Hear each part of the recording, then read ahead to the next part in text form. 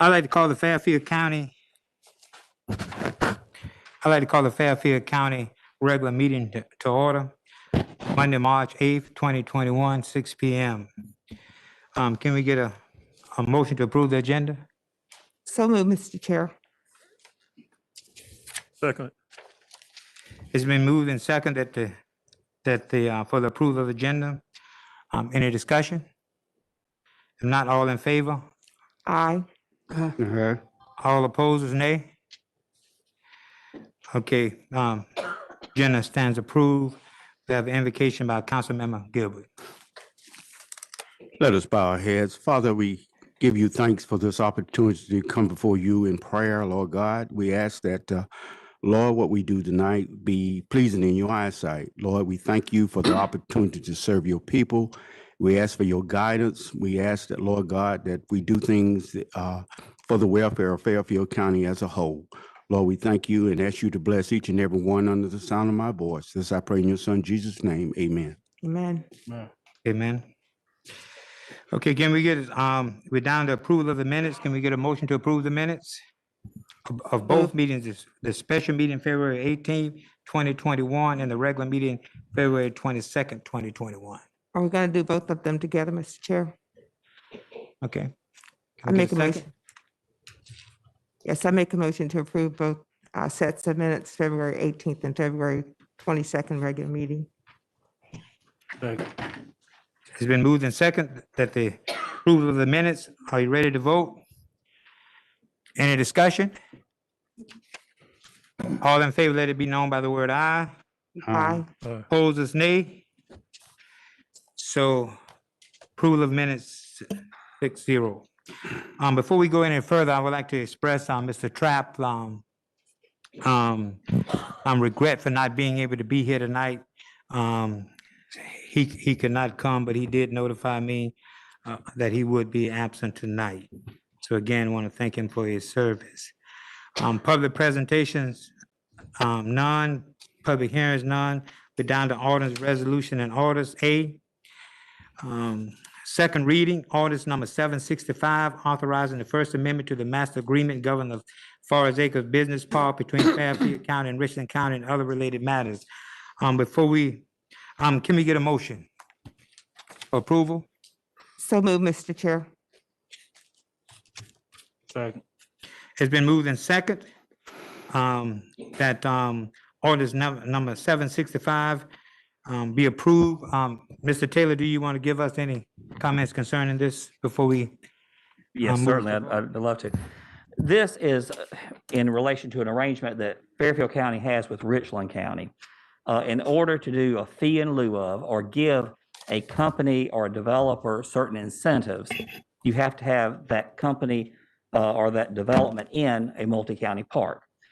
You have to have an arrangement with a fellow county in order to have a multi-county park. We have, again, one with Richland County, and it appears that they want to, Richland County, expand their multi-county park to add more properties into it, which is to the Fairfield County's benefit, because the way it works is whatever development occurs in that newly added territory to the multi-county park agreement, we get 1% of the tax revenue off of that, or the fee in lieu of, in this particular case, probably. Mr. Davenport, is there anything else to add to that? That pretty much cover it? I guess so. Any discussion? If not, all in favor, let it be known by aye. Aye. Opposers, nay. Stand approved. Now we're down to the emergency ordinance number 766. An emergency ordinance to declare a local state of emergency in Fairfield County and providing for conducting electronic meetings for Fairfield County Council and all Fairfield County Board and Commissions. Can we get a motion to approve? So moved. Second. It's been moved and second that we approve this ordinance. Is there any discussion? Any discussion? Okay. All in favor, let it be known by the word aye. Aye. Opposers? Nay. So that's 3 nay. Correct. Okay. All right. So, one of the things is, as you know, this vote requires a, two-third vote. Although our bylaws state that, on page 14, on letter G, that's, that the vote is a majority vote, which is an error. So, the bylaws for Fairfield County, again, is an error. So this vote requires a two-third vote. So that means that this emergency order was not passed. Thank you. Okay, board and commission meetings, Chamber of Commerce given to us for information. Board and commission appointments, none, old business, none, new business, none. We're down to the county administrator report. Thank you, Mr. Chairman. First tonight up, we have recognition of Mr. Charles Rowdy Harris, who is the Lake Watery Park Manager. He was the recipient this year of the South Carolina Park Director Award. The Director's Award is given each year to a park employee who has gone above and beyond. This park manager has managed a new campground project and many challenges associated with that new campground, as well as always being ready to assist with training and willing to and ready to help his region's chief. This year's Director's Award again goes to Mr. Charles Rowdy Harris, and we want to recognize him for doing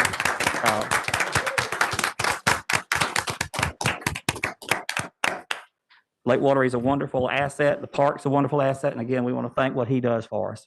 Thank him. I'd like the council, could we take a picture with him? And again, congratulations. How are you?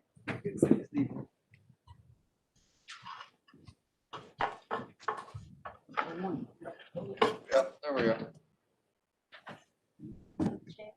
Oh, you want to keep your hand? No. I'm gonna get mine. Y'all scrunch up. Take the mask off and smile. We smile to the man.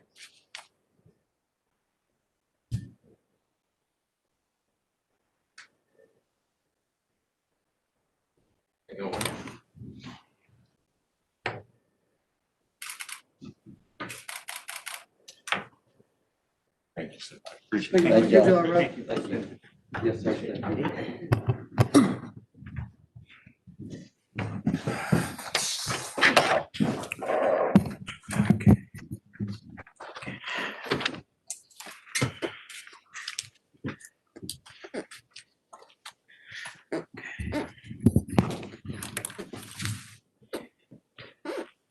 Mr. Chairman, the next item that we have is a request of action. We have 3 requests of actions coming up tonight from Public Works and then one from the Sheriff's Department.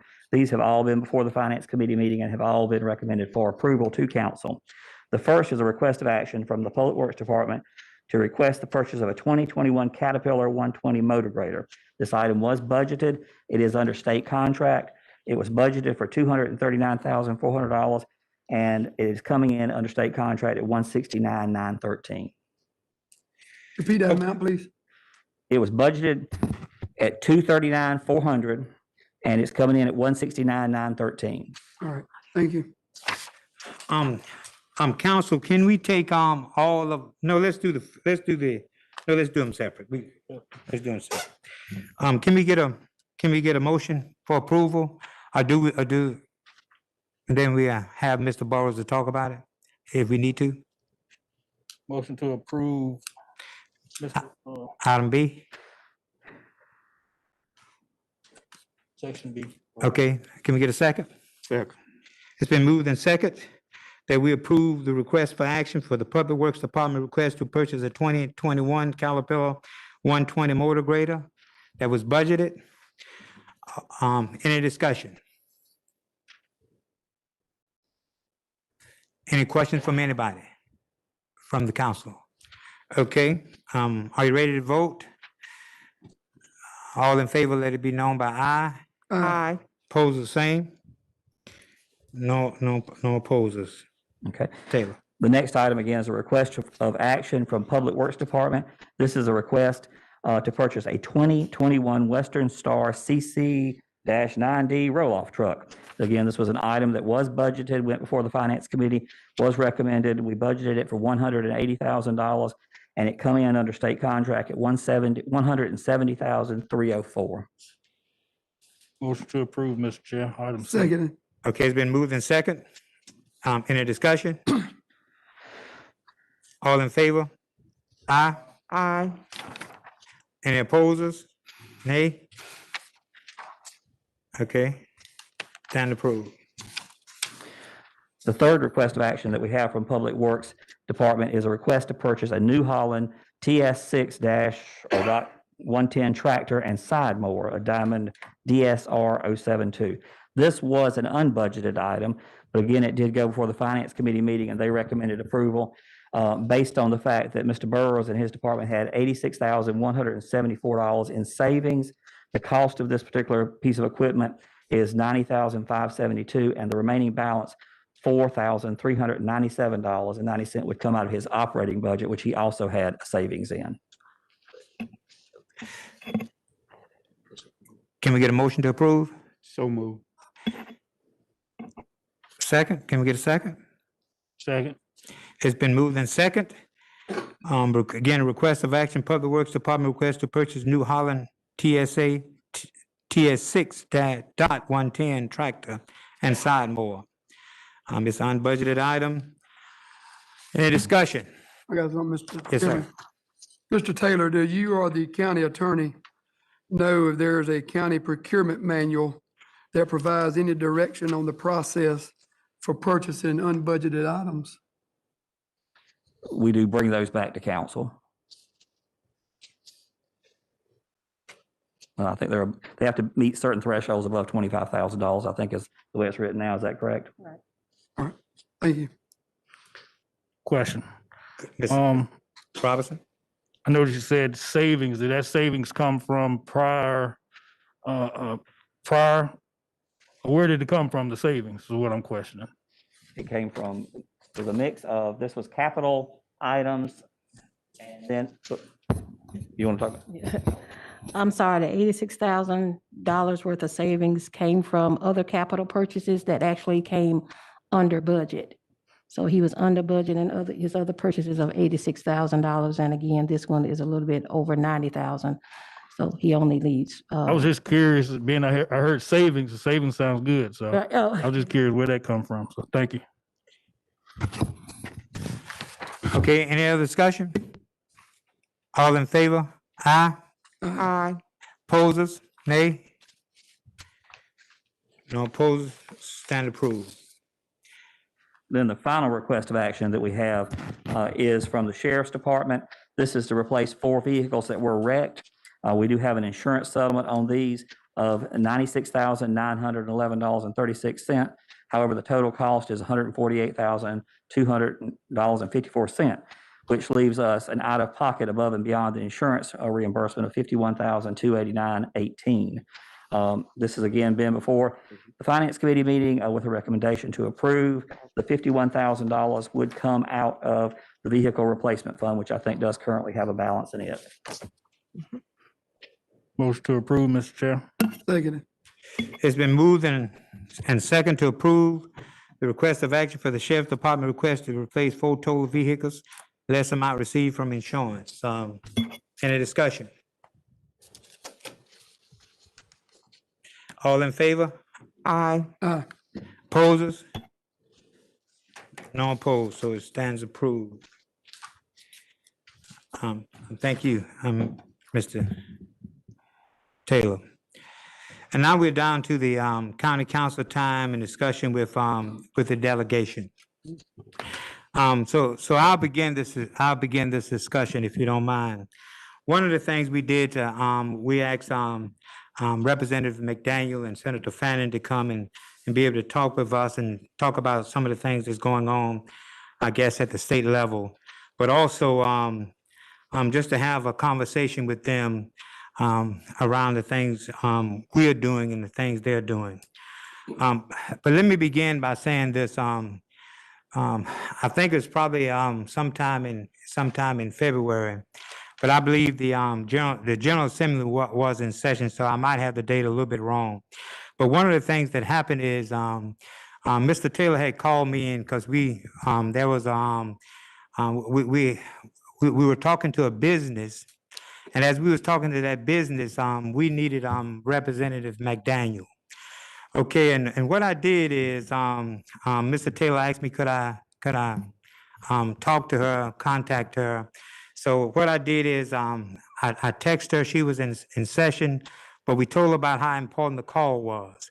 And because of the importance of the call, she came out of session, and then we got Mr. Taylor and we both was on the phone together with with Representative McDaniel, and we was able to talk through the situation.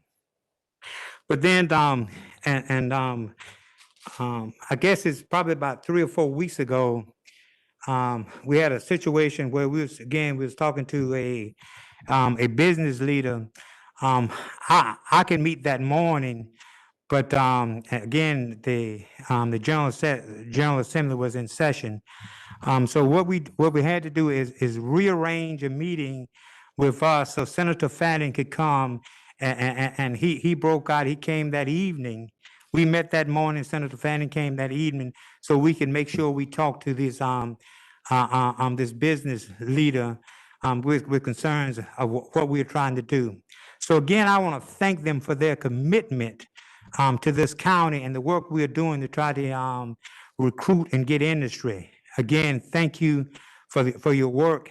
But one of the things is, I want us to not only do the things that we've already done, but I want us to dig a little bit deeper. So, Mr. Taylor and I probably we spent some time, and Ms. Green too, talking about the things that may come up that we need your help with, and there might be some issues that we're concerned with. Okay, but you might not be made aware of it, and our commitment to both of you is that if there are any issues that we are facing with the county, we're going to make sure we notify y'all offices so that you all can be abreast of what our needs are. And at the same time, I guess we're going to ask a commitment from both of you is that there are things that you may know of that the county going to be faced with, again, that's going to come before us, so that you have our support, we have your support, and that's the kind of thing we want to continue to bridge. And again, thank you for all the work that you've done thus far, and really appreciate it. And I tell you what, it is good to know that when even when the General Assembly is in session, that when we have a need, you all respond to that need. And again, thank you for that piece of work.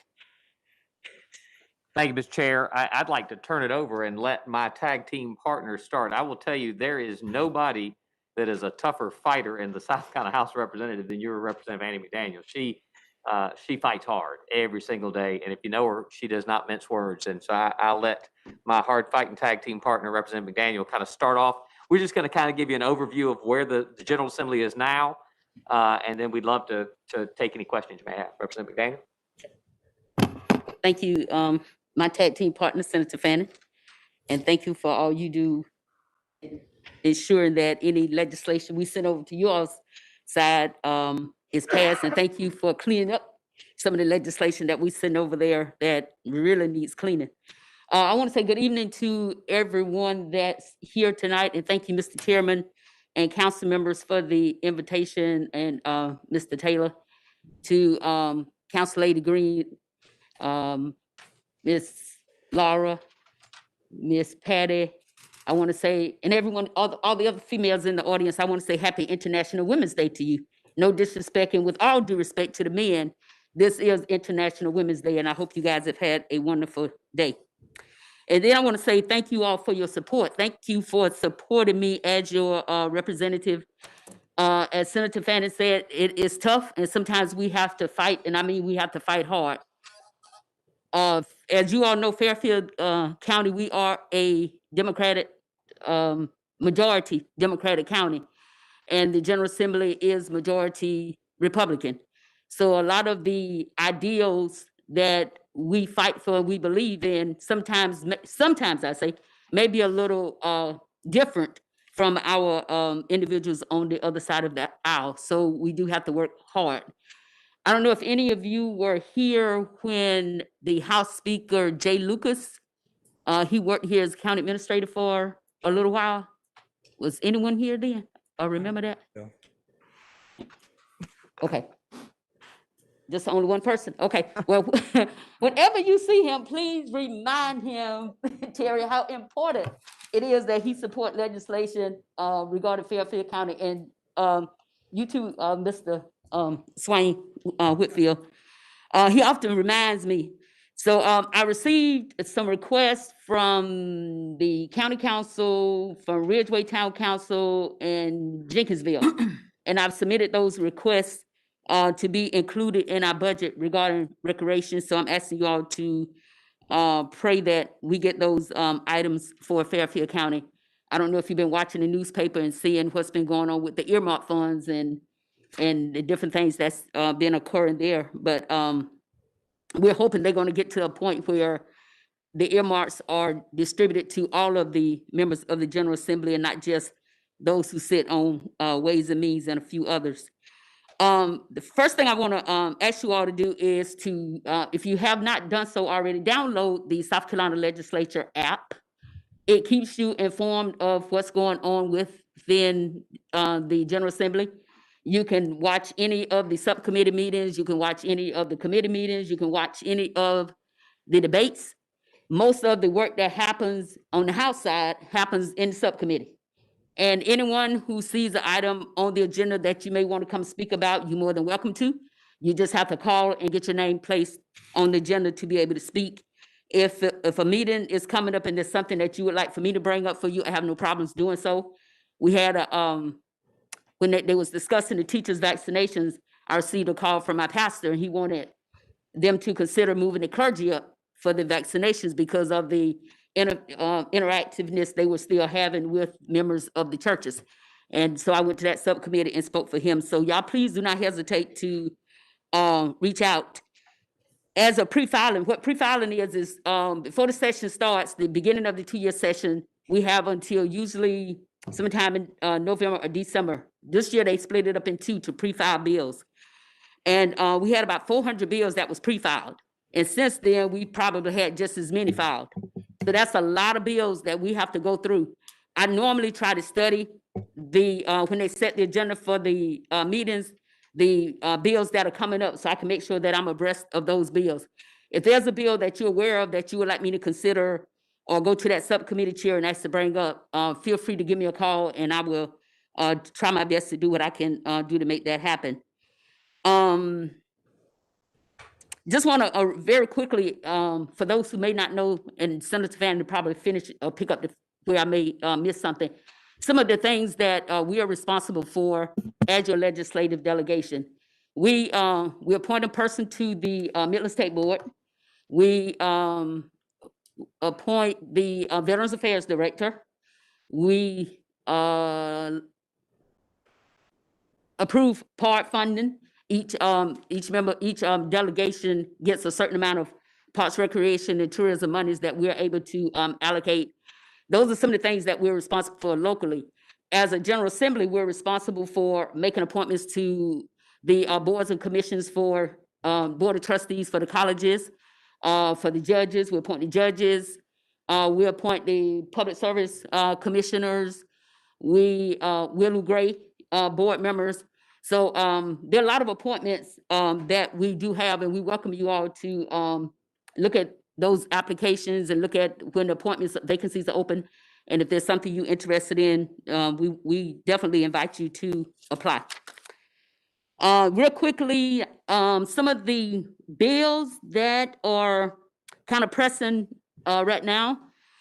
I think the first bill out of the coffers was S1, which was the fetal heartbeat bill. That bill passed the House and the Senate. And of course, it was signed by the governor. And if you've been following that bill, there's litigation currently going on. Nothing can happen because it's tied up in the courts. Education, Well, let me back up. When I first went to the General Assembly, I was serving on 3M committee, which is Medical, Military, Public Affairs Committee.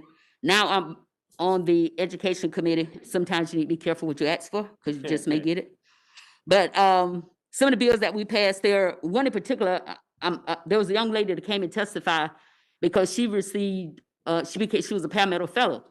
She decided she wanted to go to Midlands Tech 2 years before she went to the 4-year school. But the way the scholarship worked, you have to use it at a 4-year school only. So she came and she testified, and I really admired this young lady. And she shared with us that you should not be penalized if you decide to go to a 2-year school first and then go matriculate and finish your 2 years at a 4-year school. So she pleaded with us to pass legislation that would allow the paramedical fellows to attend a 2-year school and then still use their other 2 years at a 4-year school, so they can still take full advantage of the full 4-year full 4-year scholarship. So that was really, really good. We have coming up, I think these are going to be very, very highly contested, very probably emotional experiences. The electric chair, there's consideration because it's the vaccine that we're currently given, are supposed to give, not vaccine, what is it? Lethal Serum. injection. Lethal injection. The lethal injection that, that Vaccine does not they. I'm sorry, the lethal injection, the company that provides the serum for that wants to be, they wants to be anonymous. They don't want anyone to know who they are. But in the state of South Carolina, we cannot allow that to happen. So persons who gets convicted to the death penalty, they are on death row. So it's coming up in the House as to whether or not we should just offer the electric chair. And then along with that, the persons who selected the lethal injection, whether or not those people continue to just be on death row and stay in jail, or whether or not they get the electric chair. Then there was election commission. They're looking at adding individuals to the election commission and trying to make all the counties uniform. Right now, there's a little flexibility in counties as to how they handle elections and whether or not they cure ballots and the witness signature and that kind of stuff. But because of what happened with the previous election, there's some sentiments that everything should be uniform and that flexibility should be removed. So that bill is coming up. We have one coming up with Save Women's Sports Act Transgender, where if you cannot play female sports based on your sexual orientation as how you identify, but how you was born. So that one is coming up. And so we just got, and I think if you all listened to me closely, you didn't hear me say anything about bills for municipalities, homeless people, human services, and those kind of things. So y'all see what we're discussing in General Assembly. So anytime you all want to write letters to the editors, anything y'all can do to kind of help us push things forward so we can work more towards putting bills in place to improve quality of life, that would definitely be appreciated. I think that's all I have listed, just to give you all some sense of what we do and what our day is like and what our time is like. And I just want to thank you all once again for all that you do. And I've had a number of citizens call me during the unemployment. You know, we assisted with them in getting unemployment pushed through. The vaccine, where folk had issues with vaccines. So we just do a host of things, and we just thank y'all for giving us the opportunity. And I turn it over to tag team partner Fanny. Thank you, Representative McDaniel. Thank you, Mr. Chair, members of council. And I say thank you, I thank you for the opportunity to serve you another 4 years. I appreciate the opportunity to do that. And in the election, it was Fairfield that pushed me over the top. So I want to say thank you. We thoroughly enjoyed this. I represent probably 45% of the Senate district is York County. 35% is Chester County, and the remaining roughly 20% is Fairfield County. But we live in Fairfield County. This is our home. And I have been spending time with Chester County Council and York County Council, and it's high time that we have a wonderful relationship and get to work regularly with you in Fairfield County Council as well. So thank you for that. Thank you also for supporting our delegation office, which is right down the hall. Now with COVID, we hadn't been doing as much, but I keep regular office hours, meet with people on Wednesdays all summer long. Roxy's here helping folks right now, working, trying to help people get registered for vaccines. So appreciate your support of that. And I'm proud of you. I'm proud of the work that you do. 95% of the bills that I write come from people that contact me that have an idea. Very few of them are my ideas. Stephanie will tell you, I'm not the bright one in our marriage. Stephanie's the bright one. But I do listen. And so if anybody has an idea for a bill, please let me know. A lot that we'll do here. Real quick update. A year ago this time, you probably heard me sharing about a bad education reform bill. You remember hearing about it over and over. It was a bill, it was 84 pages, written without a single teacher at the table, with no input from teachers, 84 pages of horrible education policy. The votes were not there to stop it. And so I had to filibuster for 9 weeks. I was wearing Depends underwear and everything I could to stand up there until 8, 10, 12 at night for 9 weeks. I do now have the record for the longest filibuster in South Carolina history. The bad news is they've changed the rules to make it harder for anybody to filibuster that long again. But because of that filibuster in COVID, we did block the bill. And that's good, is that bill is not there to harm teachers. The bad news is they're now trying to give us the death of 1,000 paper cuts by introducing some smaller versions. But real quick on a couple topics on education. We know that we overtest our kids.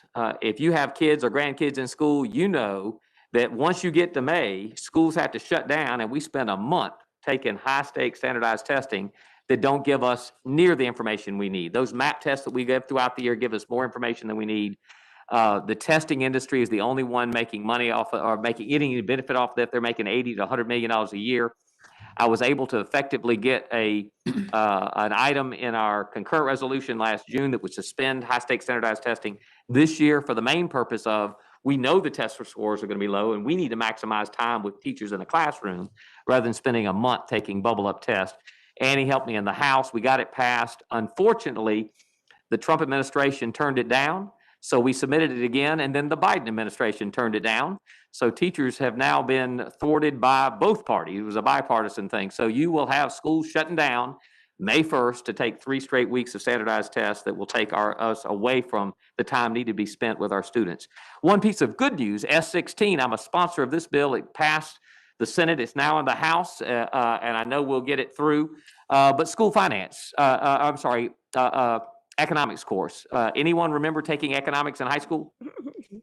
Anyone remember learning anything in economics in high school? I taught economics. I taught supply side economics and demand curves and supply curves and those types of things in a semester course. And that was hard, making it connect with a teenager. But the one thing I never had the time to do was teach kids how to balance a checkbook, teach kids the danger of a credit card, teach kids being careful about student loans and those types of things, a checkbook that they don't even have because kids don't write checks anymore. We've redrafted the curriculum, and we will now be teaching, if the bill passes the House, we'll now be teaching a course in personal finance. It'll still have all the economics theory, but we'll spend less time on supply and demand side curves and more time helping our students understand what it means for them to keep their own economics there. And so that's, we're excited about that. That's going to hopefully make a difference in our kids' lives. S200 is a bill that passed the House about 2.5 weeks ago. This bill was supported by Democrats and Republicans. This is the bill that was my last straw, that if you saw, I left the Senate Democratic Caucus over this. This is a bill that would allow, when a state takes over a school district that's underperforming, it would allow school boards to be abolished forever, up to 100 years. And more importantly, individuals would not be allowed to vote in that county from anywhere from 8 to 100 years. We felt that was unfair to teachers. Teachers had asked, this is what one of the bills that teachers had marched 10,000 strong against. I offered amendment after amendment. One amendment I offered was kick the board members out. Don't let them run again for 8 years, but at least allow the elections to be held. If a sheriff breaks the law, the governor could remove the sheriff only until the next election. And we don't treat education the same way. That bill I lost on. It's now in the House, and we're praying there. A little piece of victory last week. We did have another bill. It came out of that bad education reform bill. This bill, S208, would allow private companies to come in and take over schools and run them from the point of a private company. I offered 4 amendments to that bill. I was able to get 3 of them passed, and so we are able to now not allow those private companies to run public schools. So that was a small victory. Economic development, two big bills that we've done to help businesses here in South Carolina. The one is the Port of Charleston. If you ask anyone, the number one advantage that our mega site here in Fairfield County has over any place in the country is the Port of Charleston. The Port of Charleston used to be the fourth largest port in America. It has dropped to the 10th largest port in America because others have gained on us. And so this bond bill that was passed by the Senate 2 weeks ago is now in the House, would spend $400 million in dredging the port, making it deeper, but also bringing high-speed rail so that when we land big projects here in Fairfield County, we have access right down I-77 to take our products all over the world. The second thing we did in the area of economic development was we passed a COVID liability bill. As you know, the chambers of commerce have been asking for this forever. This is protection for businesses that could be sued because of COVID-related issues. Most important that goes with that, though, is the only way they can be protected is if they follow CDC guidelines. So it protects the workers as well as the business. That one has passed, and we're waiting on final approval. I have two farm bills that I've introduced. One is, if you've ever noticed Miss Betty's cookies or Miss Sally's pound cakes that you might be able to buy at flea markets, but they're not allowed to sell it anywhere else. And I've co-sponsored a bill that's up for debate this week that would allow you, as a small businessman, a small farmer, in addition to selling at the farmer's market, you could then sell it at our local restaurant next door, for example, is that you could sell it. Right now, that's illegal to do. We're hoping to make it legal to do, to expand those. The second is classifying goods to allow more farmers to be able to directly sell what they produce to consumers. If you remember during COVID, y'all remember when the price of meat went sky high? It wasn't because we didn't have meat. We had cattle farmers that had cattle all over the place, and we had people that wanted to buy it. But if you remember, the processing plants were down because of COVID, and the farmers couldn't get their meat to the customers. And so we're looking at ways that we can help our farmers here in Fairfield County be able to get direct sales to customers. Probably the biggest thing we're working on right now is the state budget. I am now, because of seniority, I'm now on the Senate Finance Committee. So hoping to be able to take care of some of the projects that Annie's getting in the House. But we are now developing the budget for next year. When looking at the economic forecast, as you know, this past summer, we were headed towards what we called a COVID recession that was going to be worse than it was in 2008. Our governor, who has not necessarily been proactive in keeping people COVID safe, he has been more on the side of keeping business open. To his credit, as a result, South Carolina economically is ahead of most states. Now, we've had more people die as a result of that, but at least we are doing better economically. In fact, our COVID, the rest of the states hit a 15% slump. South Carolina has only hit a 7% slump as a direct result of that. And so we do not think that we're going to have state cuts this year. We're not likely to have a lot of new state revenue, but not as many cuts. We're expecting the economy to rebound stronger than ever before. We think that next year you're going to start seeing not only extra revenue at the state, but more importantly, more businesses and more jobs locating because South Carolina has recovered quickly. The only part of our economy that's not recovering well is the tourism industry. They are about 35% down, and it's going to take them a while to get back up. In terms of budget, we anticipate next year having $1.8 billion in one-time money, only $200 million in recurring dollars. And so if you have any ideas, right now, get them to Representative McDaniel because the budget's in the House.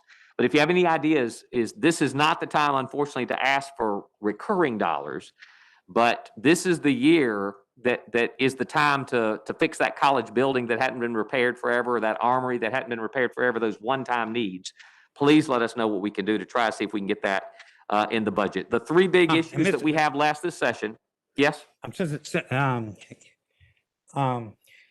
I guess, Mr. Taylor, we're going to follow up on that. Absolutely. Please do. Please do. Three issues we got left this session. One, of course, is the state budget. That's going to be the one that's going to tie us up between now and May. And again, it's in the House now. Our Senate subcommittee is starting to have subcommittee hearings this week. Santee Cooper, if you remember, we went through a lot because SCANA and SC&G raked us over the coals and used us like a cheap cigar and took the money and went, now we see, to jail over it. But you got to remember, the partner in that was Santee Cooper. Remember, we focus on the evil that SCANA and SC&G did with our reactors, but nobody's talking about Santee Cooper, who was the 45% partner out there in Jenkins County. And they are a governmental entity. So it's one thing for a private company to do illegal acts, but when you have a public body, Santee Cooper, who has literally the only rates higher than, the only rates higher is SCANA, which is now Dominion. And they're a public utility. Remember, there's 3 utilities in South Carolina. Duke has the upstate. SCANA, which is now Dominion, has the middle of the state. Santee Cooper is the lower part of the state, but they also sell to co-ops. So if you're on Fairfield Electric like me, the co-ops get their power from Santee Cooper. They behaved miserably throughout this process with our reactors and helped get Fairfield in the problem that we're in today. And they're a government body, and they've continued to get that. They now have $8 billion worth of debt. So if Santee Cooper is a public utility that has $8 billion of debt, guess who else has $8 billion worth of debt? We do. You do, because we have to pay that $8 billion off either as state taxpayers, which we can't do because our entire budget's only $9 billion a year, or higher utility rates on customers, of which if you're on electric co-op power, that means you're doing it. And so we're exploring the concept of selling Santee Cooper to a private entity because they can't act any worse than Santee Cooper did. And currently there are a couple bids that would, in order to purchase that, they would pay off the debt, which would at least allow us to start clean. That decision on Santee Cooper has been delayed for 2 years.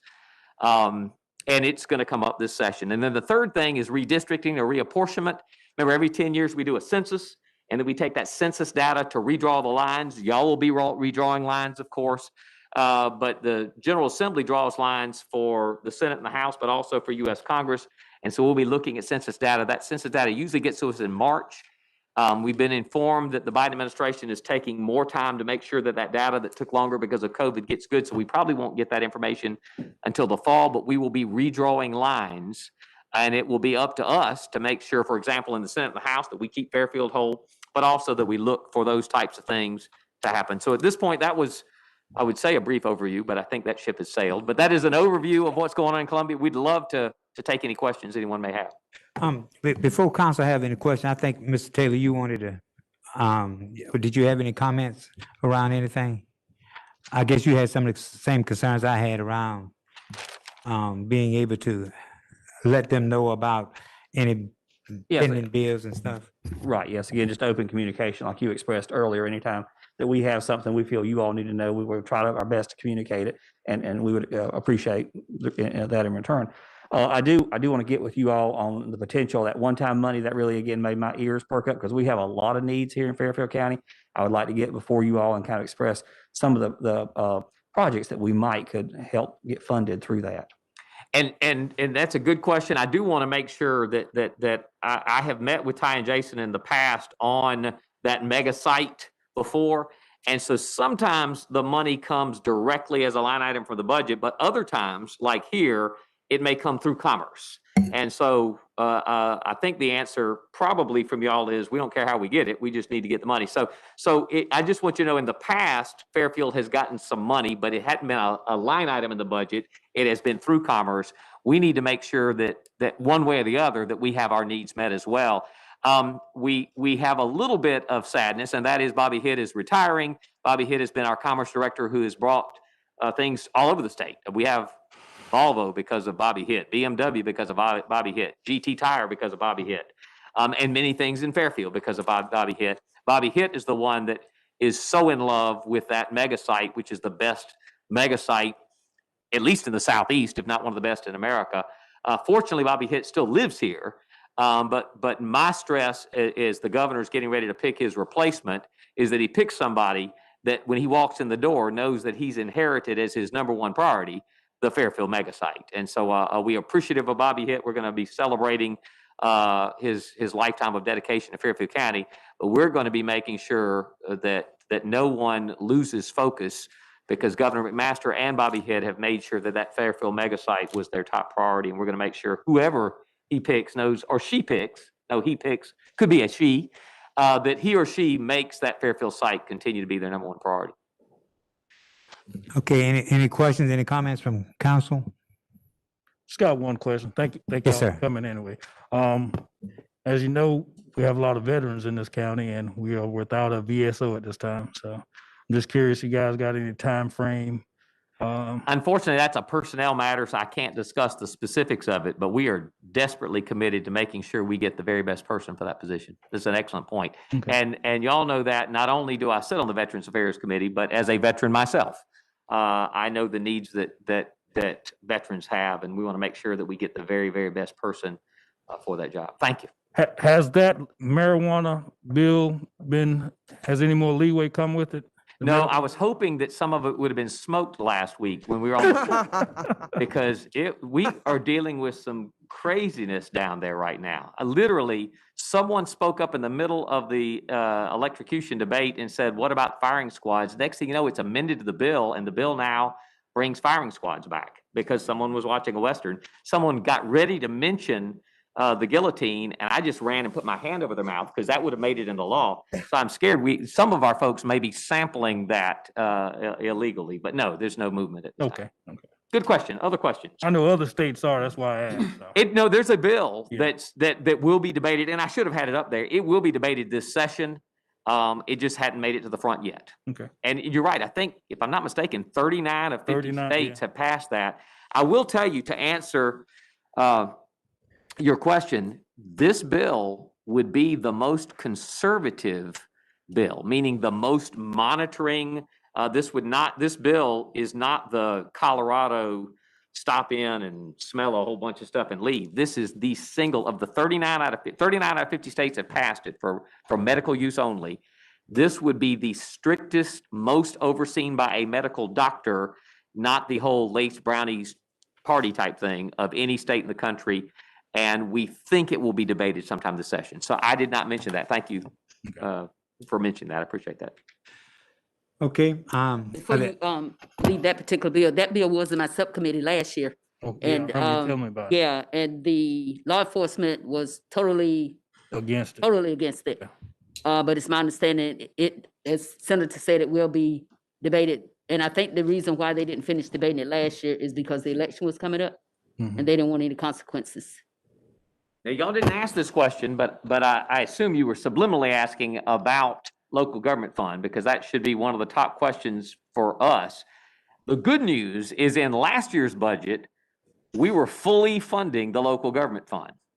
The bad news is COVID hit and all the money went away. But at least we know that there was an acknowledgement that the state owes it to you to follow our own law. I think We it was revised the surplus at the time. Yeah, absolutely, absolutely. But at least we have my colleagues on record as acknowledging that if we have a law that requires us, remember, because we require the county to have a Veterans Affairs office and to have a delegation, those types of things. And the whole point of the local government fund is to give you the money Mhm. to do the mandates. And so the good news was before COVID hit, there was an acknowledgement that to fully fund it. And it was because of a surplus, but we acknowledge it. So we are trying our best to get as much as of the local government fund money that we can do. Because remember, y'all are where the rubber hits the roads. Is the state can pass it on. There ain't many people you can pass it on to. So we're going to be fighting for that. I'd be remiss if I didn't ask one more question. What can we do about Highway 321? You didn't see them working out there today? And they were filling in holes with the little rocks they already have out there. No, I'm just kidding. I don't know. I want to keep the answer. Sometimes you want to keep the answer out of politics, I understand. but so I'm going to word this answer very carefully. It used to be back in the day that elected officials could control road usage, road building, road fixing. And there was an effort to take the politics out of it and move it to the governor's office so that you didn't have a senator saying, well, I'm going to pave the roads I take to get to work each day and not your road, or you gave me money, so I'm going to pave your road. And so the good news is we took the politics out of it. The bad news is the politics is out of it, and it's all out of the governor's office. And so elections have consequences. When there's an election for governor, it's all in the governor's. I mean, the only person that has the power to tell the director of DOT to change something is that. Now, what Representative McDaniel and I will do, and Representative McDaniel is awesome at it, is we can call and annoy them over and over again, as many of you will do. I think we all have. But unfortunately, none of us have the power to order them, only the governor. And that was, again, the good news was senators and House members a long time ago were paving their best friend's road and patronage. And so I get that. The bad news is by moving it all to the governor's office, that means really the governor is the only one with the power to actually do something that has something behind the threat. And so we'll commit with you to keep making those annoying phone calls. By far, it is the worst road in this county. Yes, absolutely, absolutely.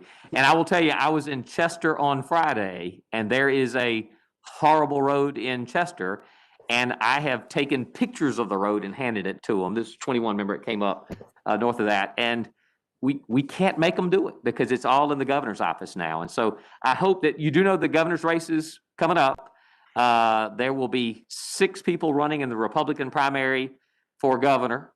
And at some point, there'll probably be a Democrat running as well. But that just remember, those are the types of questions those are the people we can hold accountable because they actually have the power to do it. And they're not utilizing that power. Because remember, a car with shocks on 321, even with shocks, you go through a lot, correct? Old Yellow on 321, I hit my head on the ceiling every time. So I literally feel your pain. I think I changed my radio station a couple times. Without meaning to. Let me say before we leave that, Uh-huh. and Mr. Paula, you know how you aggravated me when I first became a legislator. And I did aggravate the secretary. She assured me that they was gonna start working on that road late spring. So when I saw the trucks, I did get a little excited. And Mr. Robinson, I did see that they was just looked like putting that slur seal Yeah. over. So I will be contacting her tomorrow. I intended to do it the day before the meeting to find out, I to think see whether or not we got moved back on the list again or whatever. But she assured me I think that they it was was, gonna start working on Friday. that road, yeah. it was last Thursday or Friday, they put the little rocks in and pressed it down. What do they call it? They- Yeah, okay. I On get, 77. Say again now? What about the trash on 77? That is ridiculous. Yeah, if you haven't seen, now there's litter, y'all have all seen more litter in the last 6 months than you've probably seen in a long time, but I-77 probably is the best example of that. That is tied, believe it or not, to a legal interpretation of COVID social distancing and prisoners. And so we are trying to find a solution. What I've suggested is multiple vans, because once they get out there, they can socially distance, but it's traveling prisoners in a van and that has been that. We've asked that. We've actually had a hearing on that because it's not just 77, 26 is that way. We've been using prisons to do it. Prisoners, I've talked to prisoners who want to do it. It is the transportation really from the prison there and the quarantining of prisoners that may or may not have been exposed. But I'm with you. That the litter to me is about as bad as it's been in 10 years. And, Okay. and Mr. Gilbert, I understand your concern on 77, but let me give a shout out to the folk in Fairfield County who is out picking litter up. Mhm. They doing a marvelous job. So we want to get them to keep up, but of course they can't keep up with the fact that folk are throwing it out. So we need to come up with a culture change. You know, just continue to have prisoners outside the road risking their lives, trying to pick trash up is not the answer. And I know last year, right before we ended, I can't remember the senator's name, he stood up, he talked about literature forever. So I'm here saying to anybody who's watching this video, to everyone in here, it's all of our responsibility to stop throwing trash side the road. absolutely. If we don't want to pick up, if you don't want to throw your trash in a trash can, what makes you think somebody want to pick it up off the ground and throw it in a trash can? And I So- live on the way to a dump. And so, if you live on the way to a dump, you're going to see more because it's going to strew out there. One last shout But out. before we do, let me finish.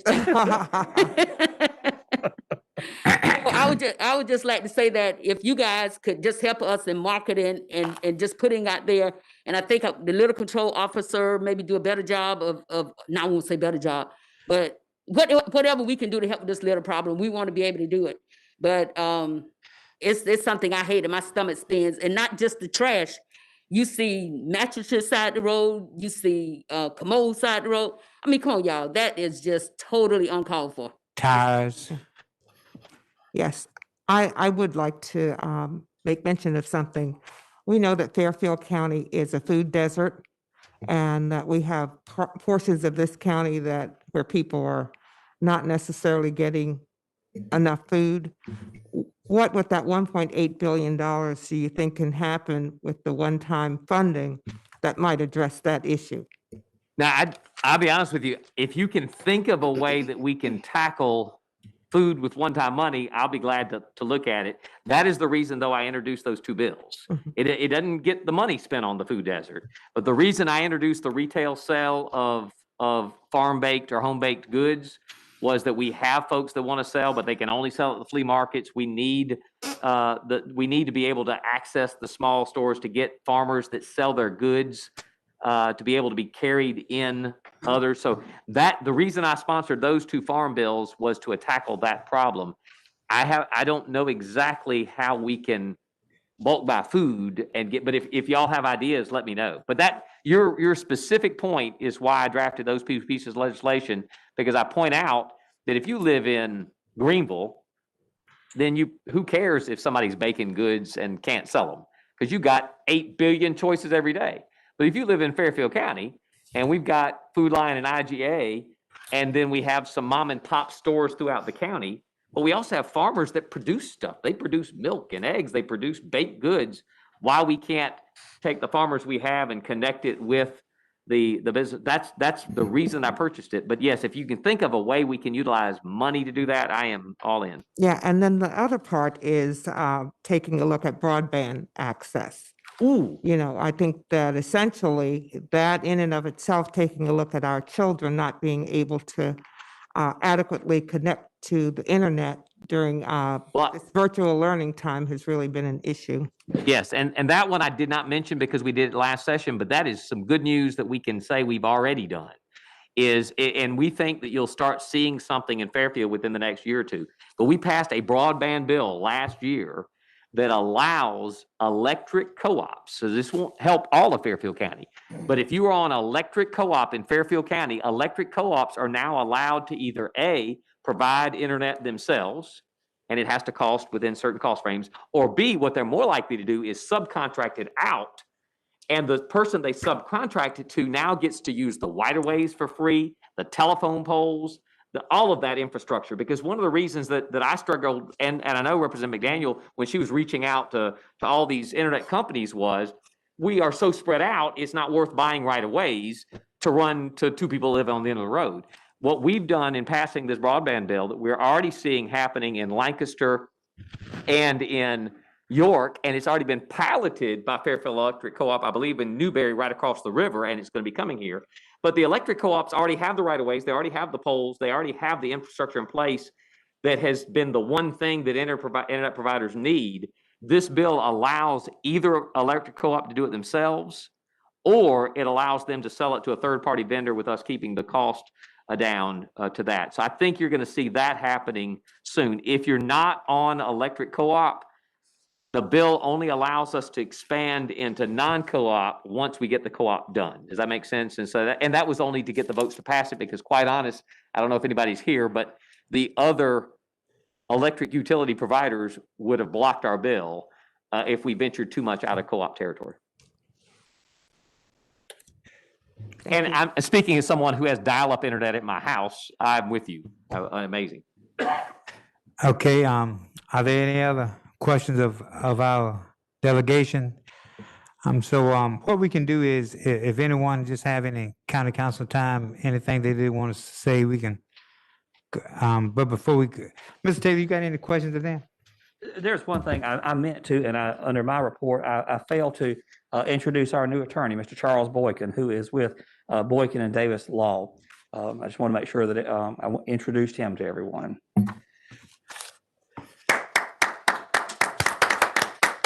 Again, Mr. Boykin, please stand, please. I'm like you, Mr. Taylor, feel very fortunate to be able to have him as our attorney. Thank you.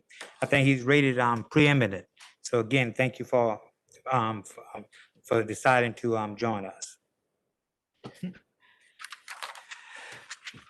Okay. No, we went long, but we hope you'll invite us back regularly. He didn't say yes, but maybe. Okay, but again, I want to thank Representative McDaniel, Senator Fanning, again, for coming to share of yourselves here tonight. Again, we learned a lot, and there's some information we need to follow up on. So again, thank you for giving of yourselves and your time, and for the work you do as our delegation. Again, thank you, both of you. Mr. Chairman, can I just mention one other thing real quickly? And I mean this from the very, very, very bottom of my heart. May I? Yes, ma'am. We went to a meeting last week where a very large company is going to be moving into a particular location. And one of the first things that they stated was when they were, it started as a small business, but it's grown to be large. But one of the things that they mentioned that they were looking for when they were making the decision to come in is the county council, the city council, school board, and everybody working together. So I just want to plea that we all work together and send a message so that we can get more small businesses coming into Fairfield County. And I'm pleading with y'all to stay focused on the things that y'all need to stay focused on and the things that y'all know are going to make Fairfield County better so that we can attract more small businesses so we can develop and build our downtown area. I often have people come to me and talk to me about possibilities of coming to Fairfield County. So I don't know if you all have any brochures, anything that you can give us as well, so we can put those on our desks and put those in our offices. So when people come out to visit us, they will be able to see those items. But y'all, no part of Fairfield County is any stronger than the weakest link. So I just want to plead to you all that we really, really work together and not try to play gotcha. If there's a bill that's coming up that you guys know I need to know the information on, don't wait until after I vote to tell me about it. Amen. You've got to tell me in advance so that I can do what's best for Fairfield County. And if I take a vote that you all disagree with, please call me. And I have no problems letting you know why I took the vote that I took. And I may have information and those things that you don't know. But you all are doing a great job. But please do not let the loudness of the minority interfere with the greatness that you all can do. Thank you. No, thank you. Thank you for those words of wisdom. Thank you very much. Do we have anything from council in this council time? Because we have Yes, I do, yes, ma'am. Mr. Chair. Tonight, we've done another disservice to the citizens of Fairfield County. When we take a look at not doing the emergency ordinance, we take a look at putting a number of our people at risk.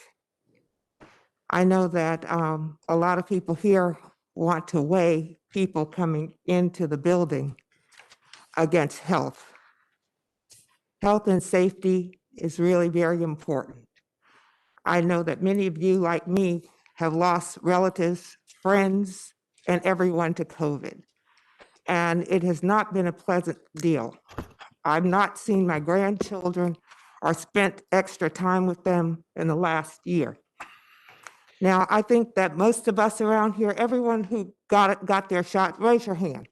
If we raise our hands, we can take a look. We have some idea that we may be safe. That's just an idea, because if we take a look at the science, it says that the vaccines are 95% effective. So that means that 5% of us might have some problem. But what happens here is when we talk about protect and serve, we have to talk about looking out for our community in ways that we benefit the community and not personal gain, personal ideas.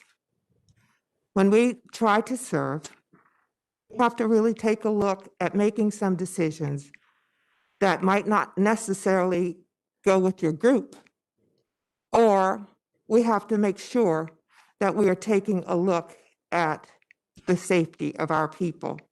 Now, when we take a look at the fact that Mr. Taylor's hand gets tied with this bill, not being in effect.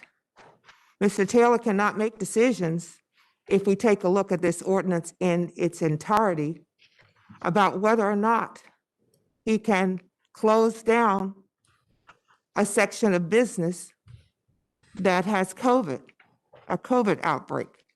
Cannot decide that he's going to pay the salaries of those people who have to isolate or quarantine. So essentially, it's not about what people want to say. If we take a look at what's on the sheet, it talks about voting, and it talks about voting remotely. And essentially, there are people who've had COVID in here. If they did not have the ability to vote remotely, they would not have been able to carry on their business. Ladies and gentlemen, this affects the business of Fairfield County. So when you want to play politics with your own group or organization. Don't play politics with the health of Fairfield County citizens. Yes, there may be some repercussions if people come in wholesale to meetings like this and spread COVID or a variant of COVID. And we need to make sure that we're thinking about that when we make decisions. So it pains me today to think that, again, we have people who say, unless we have people coming in here, I'm not voting for this. And essentially, that's what was said. Unless you have people coming in and speaking, we're not voting for this. So essentially, I think you have to really take the high road sometimes, and the high road may be different, and the high road may be difficult. But essentially, if we're talking about people with rubber stamps and all of that, let's rubber stamp this again, so that essentially it goes on both feet. So I'm very disappointed, and I think that essentially the people of Fairfield County deserve better. Thank you. Thank you, Ms. Green. Anybody else? Again, I do want to thank the delegation for coming, and Ms. Green, I want to thank you for your words. I think they're very powerful, and nothing else needs to be said behind them. But I do want to make a statement concerning something else. Recently, Fairfield County was the target of several racist acts throughout the community. Fairfield County Council is working with local law enforcement and other state and federal officials to ensure the continued safety of all of its residents. Every citizen of Fairfield County should view this kind of activity as threatening to the tremendous strides Fairfield County Council has achieved in the area of economic development, which has the potential of advancing opportunities which will ultimately enhance the quality of life for all Fairfield residents. Our goal is to continue this growth. We will continue to work tirelessly to ensure current and prospective residents of Fairfield County have the benefit of all the many positive aspects within the Fairfield community. So thank you. Just a note, the clerk to council and I have been working on, I guess, several times, trying to find a way so the citizens of this county can speak to their government. That's very important to us, and it's very important to members of this council.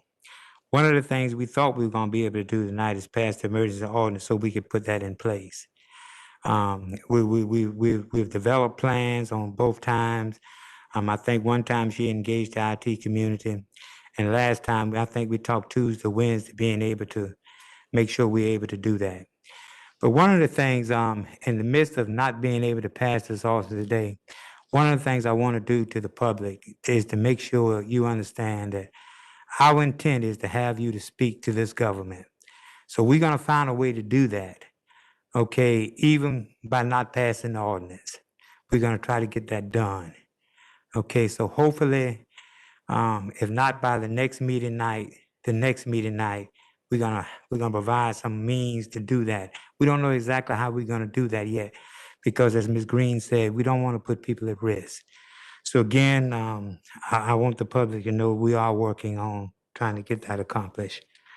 We have, on the agenda, to go into executive session to receive, the first one was A. So let me tell you what happened to A.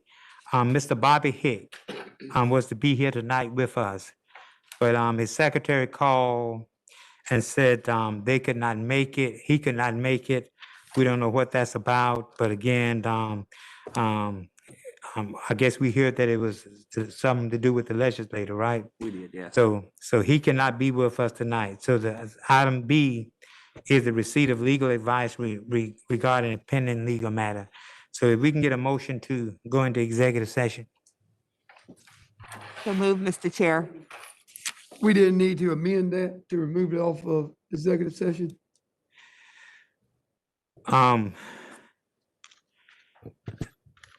Maybe we should have. Okay. Ask for the, And so, ask for opinion of the lawyer, if that's. yeah. Since we didn't have it, to amend, we are still going into executive session, but item A, we're not having item A. Mr. Chair, the law does not require that you publish what is going to be in executive session. It requires that you announce that there will be, and after a successful vote to enter executive session, then you can announce what is to be discussed. What is listed on executive session would not have been discussed for the public anyway. Thus, it's not necessarily to amend it. Okay, thank you. Okay, so then, can we get a motion to receive legal advice regarding the pending legal matter in executive session? So move, Mr. Chair. So Been move. moved and second that we go into executive session to receive of a legal advice regarding a pending legal matter. All in favor? Aye. Okay, any opposers? Okay, we will not go to executive session.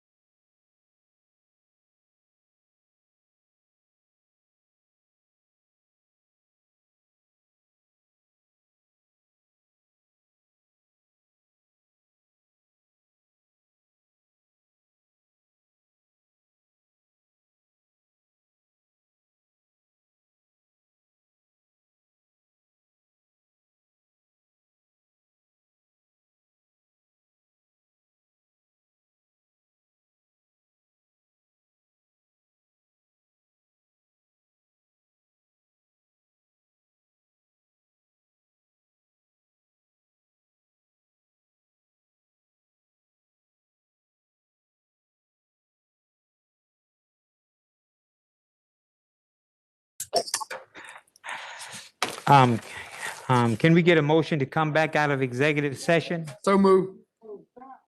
Second? It's been moved and second that we come out of executive session. All in favor, let it be known by aye. Aye. Any opposers, nay? Okay, there were no, no action done while we were in executive session. So again, want to thank everybody for being here tonight. And, so again, thank you. If there's nothing else, can we get a motion to adjourn? So move. Second. It's been moved and second that we stand in adjournment. Any discussion? All in favor, let it be known by aye. Aye. Nay? Any opposers say nay? Good God Almighty. No nays, so we stand adjourned.